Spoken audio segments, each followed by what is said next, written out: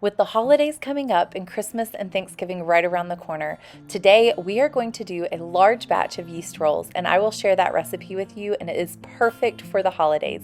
If you bring these yeast rolls, everybody is going to beg for you to bring them forevermore. So let's go ahead and get started.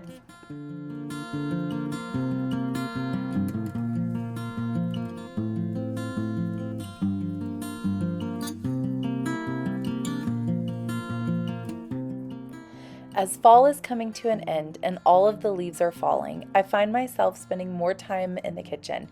These days, there's a lot of baking and cooking from scratch that doesn't always get done during the summer because of canning projects and eating a lot of fresh vegetables. This time of year is for the warm and cozy soups and delicious breads, so I end up finding myself baking a lot more. But with Thanksgiving this week and Christmas right around the corner, this is one of the times of year that I love spending a large amount of time in the kitchen.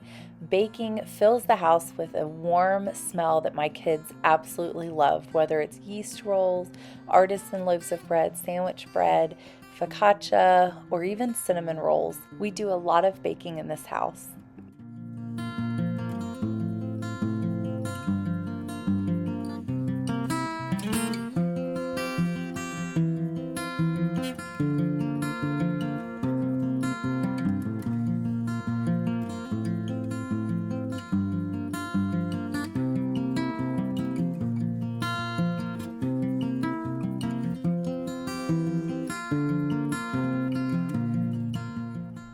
This recipe is from Becky at Acre Homestead. She has a blog named scratchpantry.com. I will put that down in the description. That way, if you want to follow along with her recipe, you are welcome to.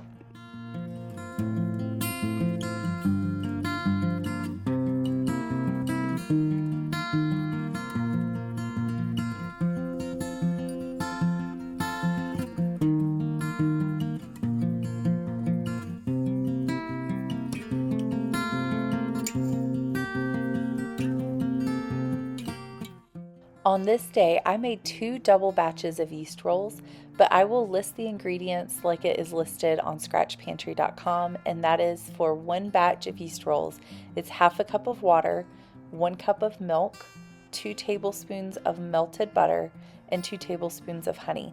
You want to warm the water and the milk up first, so that when you add the butter and the honey and the active yeast, you can set it aside and let the yeast rise and become nice and frothy on top. That takes about 5 to 10 minutes. While that is becoming frothy on top, you want to mix your flour, which is 3.5 to 4 cups of all-purpose flour. In this video, I actually used bread flour. And you want to mix that with 1 teaspoon of salt. Once your yeast mixture is nice and frothy and bubbly on top, you can pour it and add it to your dry ingredients. Mix until well combined, and you will see that the dough is pretty elastic and kind of sticky but not wet.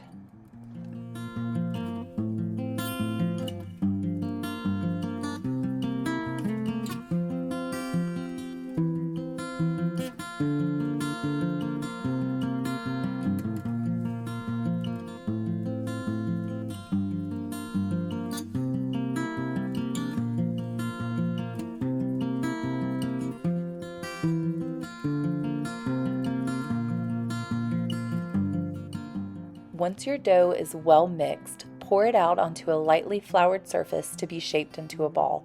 You can put a little bit of oil in the bottom of a bowl to help it not stick to the bowl. Once your dough is shaped, place it in that oiled bowl into a warm area and allow it to rise for about 15 minutes with a dishcloth lightly covering it.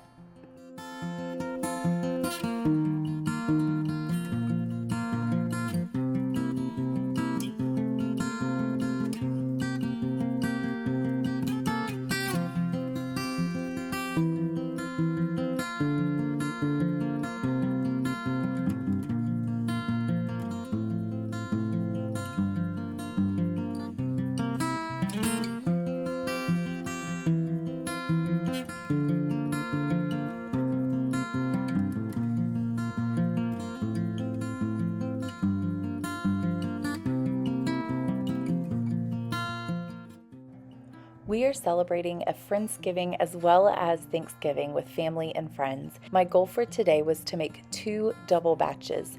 One recipe, which is what you see on scratchpantry.com, makes about 12 dinner rolls. For today, my goal was to make 2 sets, so about 24 per batch, allowing me to take about 24 dinner rolls to our Friendsgiving as well as our Thanksgiving. And to allow them to make it to Thanksgiving, I'm actually planning to freeze 1 double batch so that I can thaw them right before Thanksgiving and they come out nice and fresh.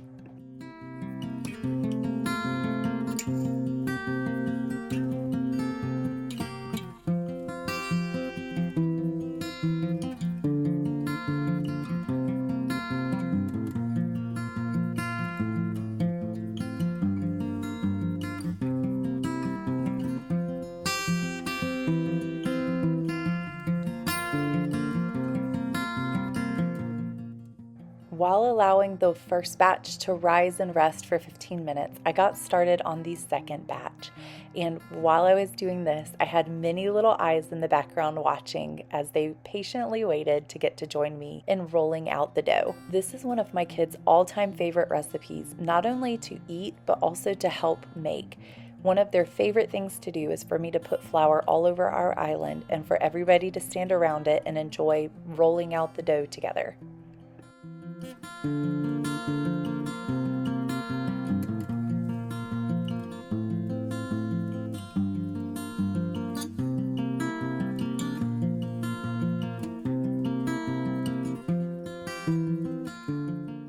After the dough has rested for about 15 minutes, we take turns punching down the dough and then dividing it into sections. I try to just keep cutting in half until I reach the size of dough that I'm hoping to make a roll for.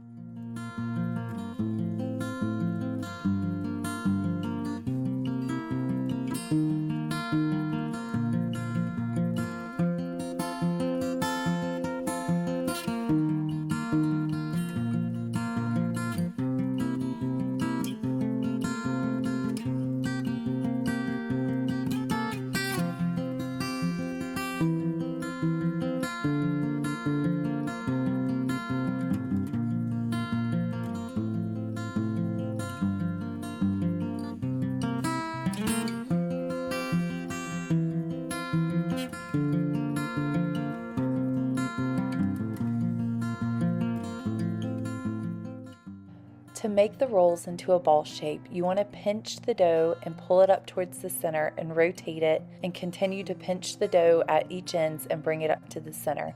The dough will eventually become kind of stiff and taut. This is you organizing the gluten so that the dough can rise beautifully.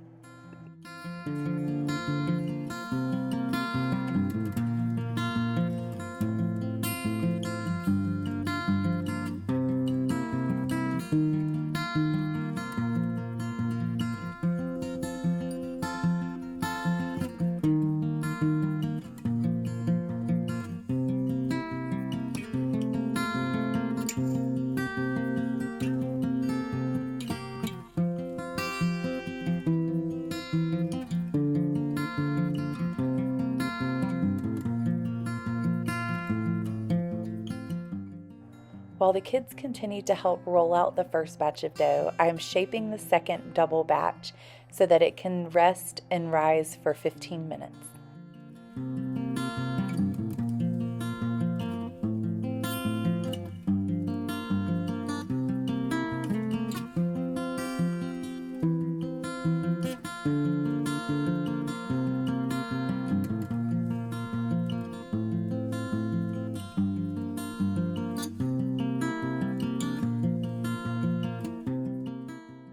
When working in the kitchen with many little hands, it's important to let go of perfection. It is hard for me sometimes, but to me it is more important that I get to spend this time with them as well as make this normal for them. I want them to feel normal in the kitchen, that this is a good thing and something that they grow up loving, remembering, and wanting to do with their kids as well. These are sweet memories tied with wonderful smells and something that I hope that they look back on that we enjoyed getting to do together, that I then can pass on to them both healthy eating of cooking from scratch as well as being able to enjoy time together just rolling out dough. Sometimes when doing that, you have to let go of the imperfection and be okay with it not looking perfect. But with that comes beautiful memories.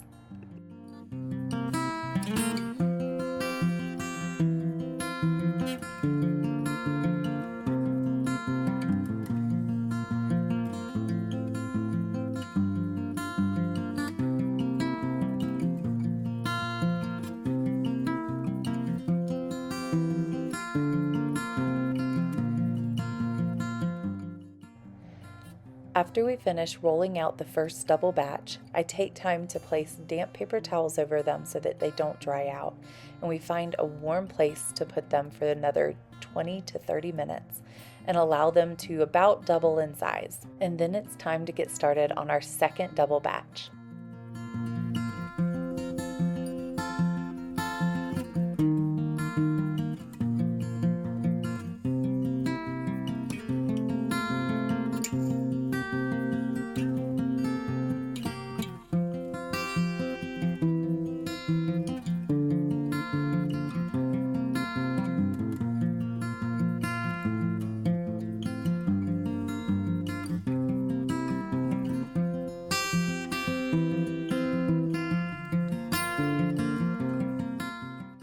Making these dinner rolls can definitely be a labor of love, but one that I'm very much willing to do.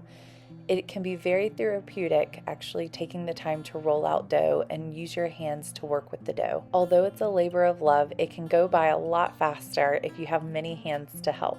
Because these freeze so well, it's nice to be able to only dirty up my kitchen one time and make a bunch all at one time.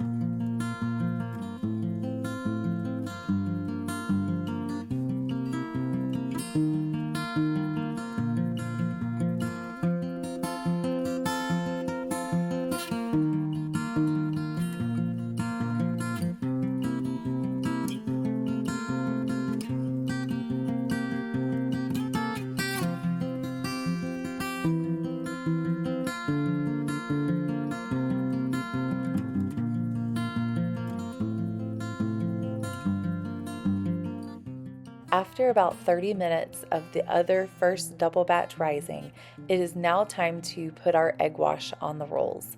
To do that, we take 1 to 2 eggs, as well as a teaspoon to tablespoon of water, and scramble them together, and then lightly brush the surface of all of the rolls. This gives it the beautiful golden brown of the dinner roll that we have come to know and love. While we are putting our egg wash on, I am allowing our oven to preheat to 400 degrees. That way it also allows the stovetop to become nice and warm, helping the dinner rolls to rise more quickly.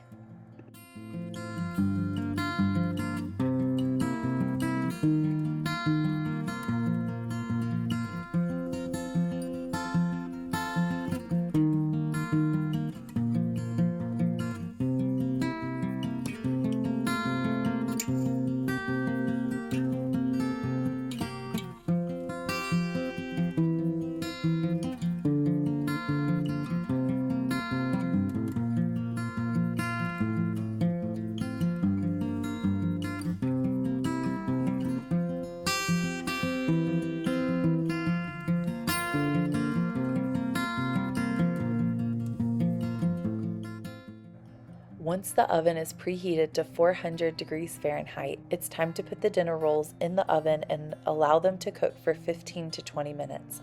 I would start watching them after about 12 minutes, and repeat this whole process for the second double batch.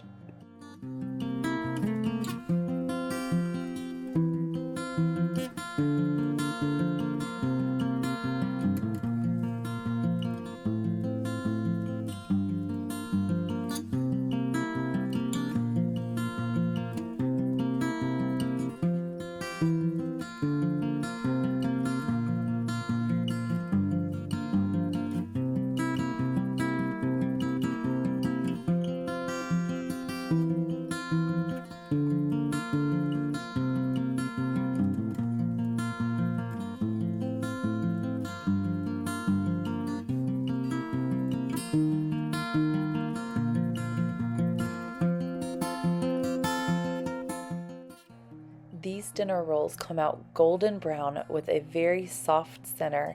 And really, the best thing about these dinner rolls is the honey. I truly believe that the honey in the recipe is what causes these to have such a wonderful, sweet taste that is warm and almost melts in your mouth.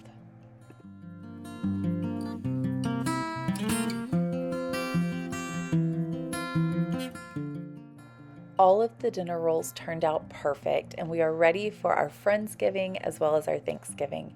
By the time you see this video, I hope that you have had a wonderful Thanksgiving and are able to get ready for your Christmas season as well. Thank you so much for joining me here today, Autumn Leigh at Home. I hope you enjoyed this recipe, and I will link it down in the description below. I hope to see you guys next time as we upload a video every Friday at 5 o'clock. I would love to see your favorite recipes down in the comments below, and I hope to see you guys here again next week. Thanks for watching, and happy Thanksgiving.